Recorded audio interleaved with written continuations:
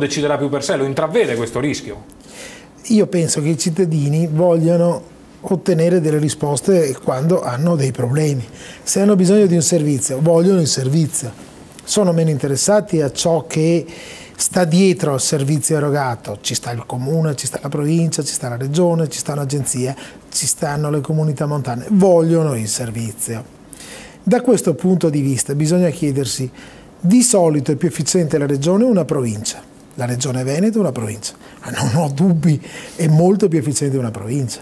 Nel giro di poco tempo, con la provincia di Padova, e so che è così anche con la provincia di Venezia, nel giro di poco tempo si ottiene una risposta. La regione è difficile riuscire a parlare con le persone. Cioè, dobbiamo spendere una cifra importante in telefonate per agganciare la persona e riuscire a porre il problema. Poi dicono che dovete tagliare gli sprechi, sindaco, se spendete nelle telefonate. Mi domando se è in grado di svolgere tutte le funzioni che pretende di voler svolgere.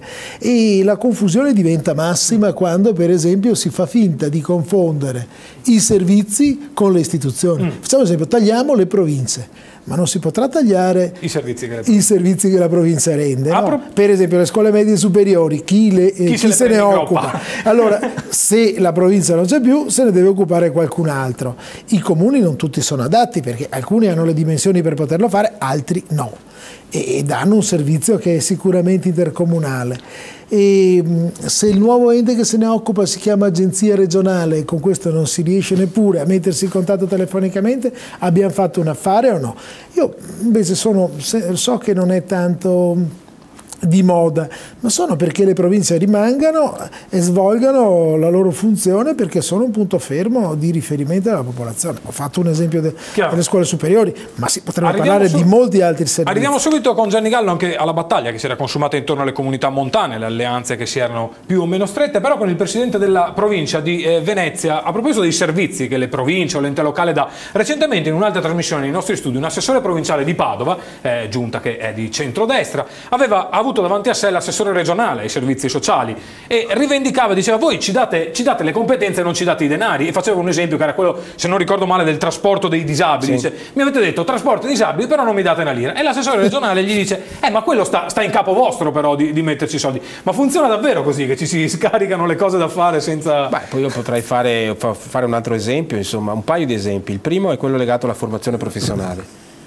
Qualche anno fa la Regione Veneto ha fatto una legge e ha trasferito alle province i contenitori, cioè i centri di formazione professionale. Nella nostra provincia, quella di Venezia, ce ne sono 3, cioè i muri, gli immobili, ma non ha trasferito di fatto i corsi di formazione dove ci sono le risorse e quindi adesso noi abbiamo, come dire, metà li finanziamo noi, una parte li finanzia la Regione, con la confusione di cui parlavamo prima. Il secondo aspetto è la caccia. Cioè vuol dire, dove ci sono polemiche quotidiane, quindi la sensazione che abbiamo avuto in questi anni, e anch'io sono d'accordo con il sindaco Zanonato che dobbiamo mirare soprattutto alle esigenze che hanno i cittadini, è che vengono trasferite le cose che danno fastidio o che comunque, diciamo, pesano o che non danno lustro, non danno risalto. Cioè, sull'urbanistica stiamo assistendo a un balletto incredibile. La legge 11 è una legge fatta nel 2004, ma perché? Perché la Lega, che era in maggioranza, spingeva perché ci fosse il trasferimento alle province delle deleghe urbanistiche, ma in realtà è un ibrido, perché adesso pianifica la regione, la provincia, il comune col PAT o i PATI, quelli che sono, per cui alla fine metti d'accordo tutti questi livelli per quanto riguarda la pianificazione urbanistica. Fatto che in regione ci sono ancora 800 passa varianti di piani regolatori fermi che devono attendere risposte. Ho detto, torniamo con il capogruppo in Consiglio regionale Gianni Gallo alla battaglia all'aspetto più politico. Si era detto, letto, scritto che il Partito Democratico aveva trovato un'intesa sulle comunità montane con la Lega, poi che Alleanza Nazionale ha fatto saltare tutto. Insomma, c'è una maggioranza che non è più maggioranza, sono tanti pezzi di maggioranza in quel Consiglio. Intanto devo dire questo, ecco, sono mesi che il Presidente della Regione non viene più in aula. Da novembre è venuto una volta sola. Può una Regione funzionare senza un Presidente della Regione che venga in Consiglio regionale? No. Cosa potremmo dire di un comune dove un sindaco non va in consiglio comunale? Stavo chiedendo anch'io se il sindaco o di un presidente di provincia per un anno o di un presidente di provincia che non va nella sede del consiglio provinciale, non discute con la sua maggioranza, non si confronta con l'opposizione. Nel Veneto succede questo, che il presidente della regione non svolge il suo ruolo e quindi la sua maggioranza in consiglio regionale è allo sbando, non riesce più a trovarsi su nulla. E quindi c'è un consiglio regionale che è paralizzato.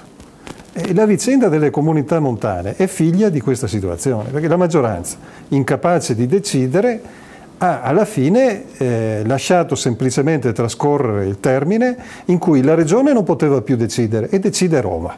Insomma, a fronte del fatto che Galan, insomma, ogni giorno pontifica sul fatto che al Veneto devono essere dati questo o quel potere in più. Quando ce l'ha?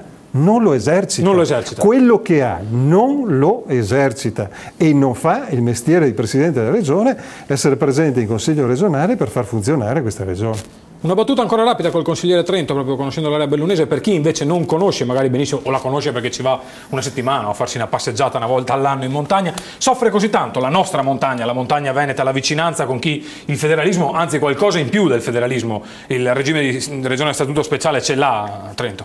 Ma la montagna è un'area che è abituata all'autogoverno storicamente e quindi soffre di un potere centrale distante. Soffre ancora di più quando questo potere è su una regione come il Veneto, che è fatto storicamente da grandi aree di pianura, da un'area metropolitana che ha problemi totalmente diversi rispetto alla provincia di Belluno.